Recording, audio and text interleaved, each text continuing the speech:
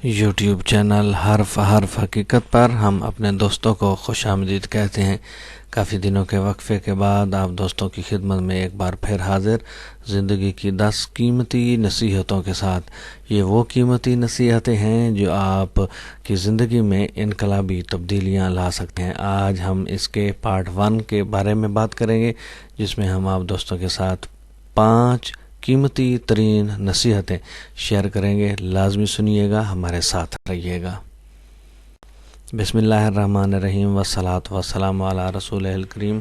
السلام علیکم۔ میں امید کرتا ہوں کہ آپ سب دوست خیریت سے ہوں گے اور زندگی کی حقیقی خوشیوں سے لطف اندوز ہو رہے ہوں گے۔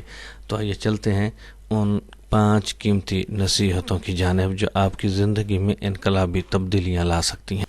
نصیحت نمبر 1، کسی سے گناہ یا خطا کا ہو جانا اتنی بری بات نہیں، لیکن گناہ یا خطا سے توبہ نہ کرنا اور بار بار اس پر اصرار کرنا بہت بری بات ہے۔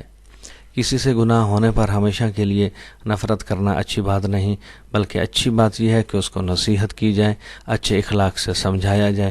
پھر بھی اگر وہ نہ سدھرے تو آپ اپنے تعلقات اس کے ساتھ محدود کر سکتے ہیں۔ کسی سے گناہ ہو جائے، خطا ہو جائے تو فوراً اس کو جہنمی نہ سمجھے، اس سے شدید نفرت نہ کریں، بلکہ یہ سوچا کریں کہ حضور اکرم صلی اللہ علیہ وسلم کا ارشاد ہے کہ آدم کی اولاد تو خطا کار ہے، لیکن اچھا انسان وہ ہے جو اپنی غلطی تسلیم کرے اور پھر توبہ کر لے۔ لہٰذا اس شخص کو اچھے اخلاق سے نصیحت کریں، پھر بھی اپنے گناہ پر اگر وہ بضد ہے اور قائم ہے تو اس سے دور رہیں یا اپنے تعلقات محدود رکھیں۔ نصیحت نمبر 3، اپنی اولاد کو نماز فجر کے لیے جگایا کریں۔ جب تک وہ اٹھ نہ جائیں آپ وہاں سے نہ ہٹیں۔ جب آپ اپنے بچوں کو صبح اٹھاتے وقت فجر کی نماز کی بجائے اسکول کالج جانے کے لیے اوقات کو ترجیح دینے لگتے ہیں تو سمجھ لیں کہ آپ اپنے بچوں کو یہ سبق دے رہے ہیں کہ دنیا دین سے بہتر ہے، پھر آخرت میں سب سے اولین مجرم آپ ہی ہوں گے۔ نصیحت نمبر 4، سنجیدہ رہنا بھی اللہ تعالیٰ کی ایک بڑی نعمت ہے، کیونکہ بہت سے اچھے کام انسان صرف اس لیے نہیں کر سکتا کیونکہ وہ کبھی ان کے بارے میں سنجیدگی سے سوچتا ہی نہیں۔ اگر دل میں درد اور فکر ہو اور سنجیدگی کے ساتھ سوچے تو اللہ تعالیٰ نیک عمل کرنے کی توفیق بھی عطا فرما دیتے ہیں۔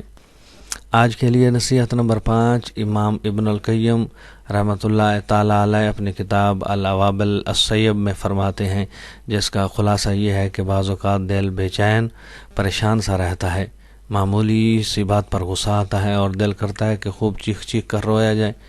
دل میں ایک قسم کی سختی ہوتی ہے، عبادت میں دل نہیں لگتا۔ ان سب کا علاج ذکر الہی ہی جو ہے وہ کر سکتا ہے۔ لہذا مسلمانوں کو چاہیے کہ وہ اپنی سخت دلی کا علاج اٹھتے بیٹھتے چلتے پھرتے ذکر الہی سے کرتے رہیں، درود شریف پڑھتے رہیں، اور خواہ کوئی بھی ذکر ہو خواہ کوئی بھی درود شریف ہو، اللہ تعالیٰ کا ذکر اور اس کے حبیب کا ذکر ہی ہمارے دلوں کی سختی کو ختم کر سکتا ہے، ہمارے دلوں کو موم کر سکتا ہے۔ امید ہے آج کی یہ 5 نصیحتیں آپ کو پسند آئیں گی اور اس پر ہم سب عمل کریں گے۔ اللہ تعالی ہمیں عمل کرنے کی توفیق عطا فرمائے۔